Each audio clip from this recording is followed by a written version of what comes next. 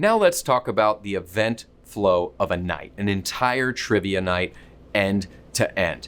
So, you're gonna start by arriving at the venue between 30 minutes and an hour early. Why? Well, we wanna set up the equipment, potentially engage with the bar owner or manager on duty, kind of welcome guests as they come in, and make sure you're just set for success. You've tested your audio, you have your sheets, you have your pens. That's why getting there early is a great thing. Now, about 20-ish minutes before showtime, so let's say 7 o'clock is showtime for this example, at about 6:40, you'll get on the mic and make that first exciting announcement where you won't mention that it's 20 minutes away. You don't even have to say 7 o'clock necessarily, but you'd give some sort of promotion over the mic that's exciting. Trivia night's about to start. We're gonna get started in just a few minutes. You might see me coming around with sheets and pens. I hope you guys wanna play. Just really simple stuff. Now remember, we were using that wireless microphone, so you could even be making that announcement out and about as you're going through. We're not the trivia hosts that are kind of like in that ivory tower with a wired mic. That really doesn't work to create the kind of momentum we want to create. So 20 minutes before, you're making that first announcement. Then about 7 minutes, 5 to 7 minutes before it's showtime, so about 6:53-ish, 6:54, you get on and say, coming up next, we're gonna have the first round, first question, and our first round will be children's storybooks or whatever the first round may be.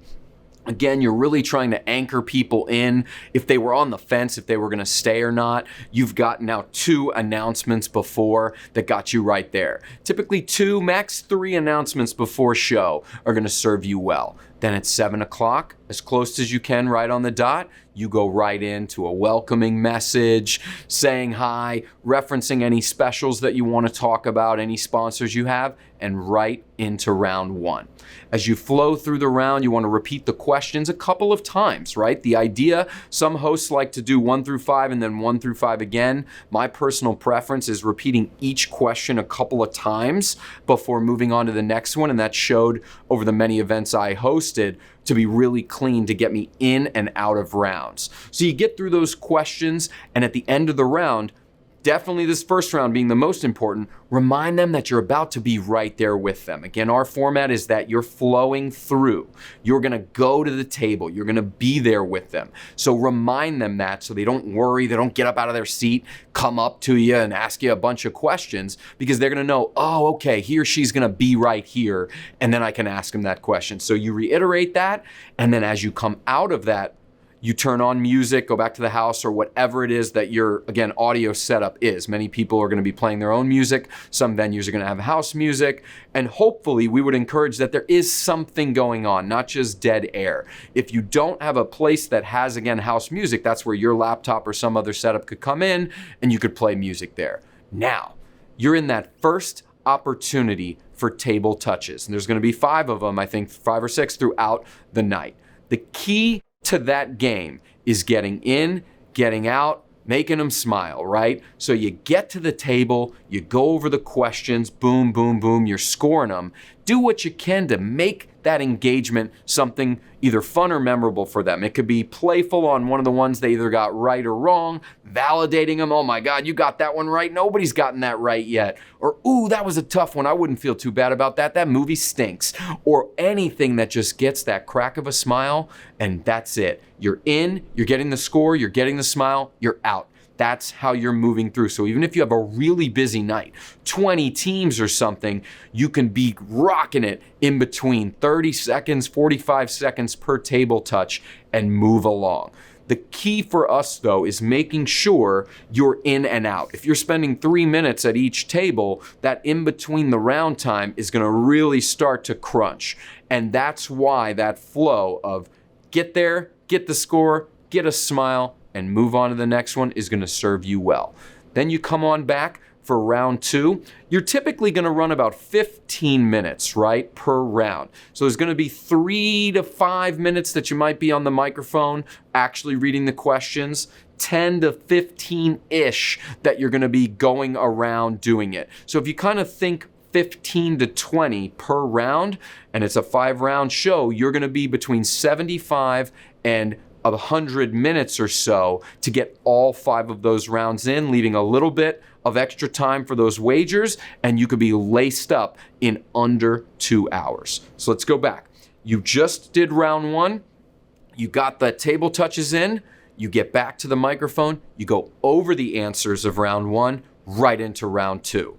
Rinse and repeat at this point. Getting through round 2, give them a reminder that you'll be right there. Do your table touches. Same thing though. You're still trying to make them smile or engage each time in that 30-second to a minute window. Get in, get the smile, get out. Round 2 goes. You do that. You're now into back to the microphone, round 3. All the way through the questions, repeating them, making sure everyone's heard you, back out and around. And you really start to flow now in that 15 to 20 minutes per round. Get back to the microphone again. You're doing round 4 all the way around.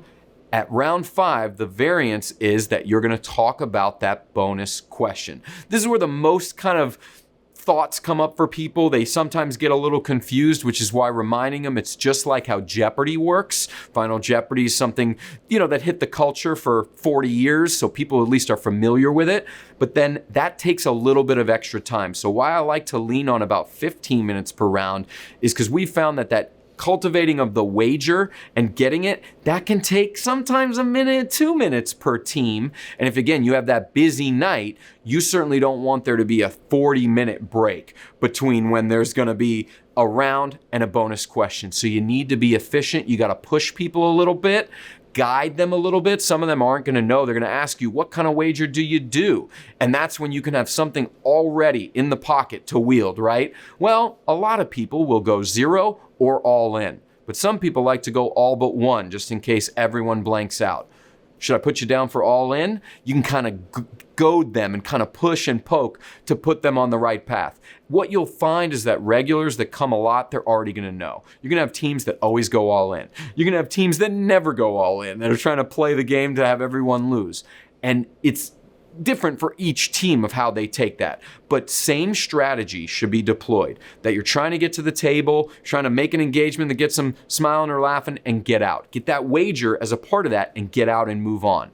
Once you've collected all the wagers, you're back to the microphone to read that bonus question a couple of times and put a timer on them. Under a minute. You don't give them a lot of time. That's the people trying to get on their phone, do a lot of things. Don't give them a lot of time. Either use your phone to time it, or again, a mental clock where you're kind of counting down in there, but let them know through that moment how much time they have left. So as you're on that microphone and you've read that question, you say, all right, go. You only have a minute. All right, you only have 42 seconds. All right, hold up those sheets or get them into me. You got 10, 9, 8. If you build a countdown around it, you'll find that as the excitement builds, some people even count along with you, and there'll be that mass excitement around that final question because people get competitive and they want to win, and it's fun, right? It's meant to be fun. So then you've got the sheets either by hand collecting or they turned them in. You immediately give the answer to the bonus. Some people are excited, some people are deflated, and you then do that announcement. I'm gonna get the math going, get first, second, and third, and I'll be right back to announce the winners. You're right into it. Then you do your math. If you have a lot of teams, it might take you 5 minutes, 6 minutes to get through every single one and see. But because you're using our score sheet that kind of has all the columns for you, it's really easy because you'll already have the numbers right there, right? And hopefully the math isn't too crazy, but most phones these days at least have a calculator on it. A lot of the hosts were using the calculator and doing it right there. So once you do the math, you have your third, second, and first. Always like to announce it in reverse order to build that kind of excitement so you get back on the mic. Thank everyone for playing right out of the gate. Just thank you guys so much for being here. We're here each and every week. Next week's gonna be great with general knowledge or promote a theme night or whatever it is. If there's other events at the venue, promote those too, even if they're not yours. Because that manager, that owner, or that, again, other person that might be doing that is gonna love that, and you're creating that relationship for them to promote what you've got. So example, maybe they have bingo on Friday night, but you're the trivia person on Tuesday. Promote that bingo. Let them know that you're there next Tuesday doing trivia, but there's a really fun bingo on Friday. You're creating relationships. That's what this trivia night is, right? It's a relationship with the venue. It's a relationship with the guests. So you get back on the microphone. In third place, Team X. In second place, winning this prize, Team Y. And in first place with 100 and whatever points, taking home the top prize, and you announce who they are. Thank them again. There's like no amount of thank yous that would ever be too much to make sure these people feel great about it.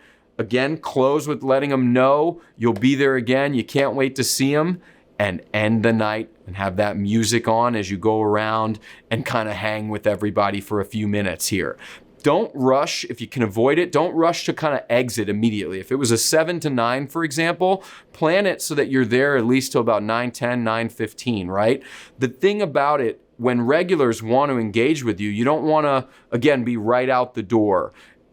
Circumstances happen where you may need those occasionally, but in a perfect world, your show is about, a 2-hour show is really closer to 3 hours when you're talking about getting there a little early, running the show, and then staying a little extra. It gets a little tighter when you're getting really good at hitting those table touches at 15 minutes and you end the whole show in about 90 to 100 minutes, then you're really in and out in about 220, 2.5 hours. So the time of it depends on, again, how much you want to engage, but do whatever you can to make sure you're thanking and saying bye to as many of those tables and teams that came, and you'll see them come back week after week. You'll see them bring you presents and want to hang with you and all that, and that's up to you if you want to engage with that, but the idea is that you're creating a trivia night that is so meaningful to them that they make it a calendar event. That's the unlock. When people put something that you're doing on their calendar and come back week after week after week and want to have fun there, you're creating a successful trivia night that's a sales generator for the venue and really fun and engaging for the guests.